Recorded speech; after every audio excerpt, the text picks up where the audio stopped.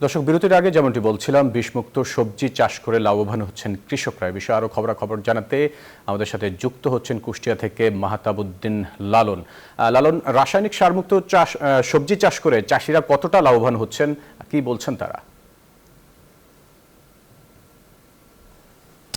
জি, আমি কুষ্টিয়া সদর উপজেলার উজান গ্রাম ইউনিয়নের কৃষকদের সাথে কথা বলেছি। আমরা প্রতিবেদনে যেমনটি দেখছিলাম, এইখানকার কৃষকরা যেটি বলছেন যে কৃষি বিভাগের সহায়তায় এবং তাদের কারিগরি সহায়তা সহ অন্যান্য পরামর্শে কিন্তু তারা বিষমুক্ত সবজি চাষে কিন্তু উৎসাহিত হচ্ছেন। বিষমুক্ত বলতে তারা যেটি বোঝাচ্ছেন সেটি হচ্ছে রাসায়নিক সার, কীটনাশক ছাড়া সবজির চাষ।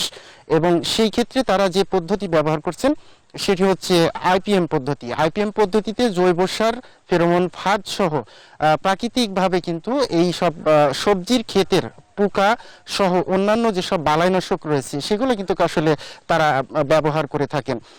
এর ফলে যেটি হচ্ছে সেটি হচ্ছে যে তারা কিন্তু সবজির খরচ, চাষের খরচ যেমন কমছে, দামও তারা বেশি পাচ্ছেন। ফলে কৃষক কিন্তু লাভবান হচ্ছেন। কৃষি বিভাগ বলছে যে এটি ছড়িয়ে দেওয়ার জন্য, পুরো জেলাতে ছড়িয়ে দেওয়ার জন্য তারা তাদের মতো করে চেষ্টা করছেন এবং কৃষকদের সাথে তারা সমন্বয় করে সেটি এগিয়ে নিচ্ছেন। ফয়সাল। লালন, আপনাকে ধন্যবাদ।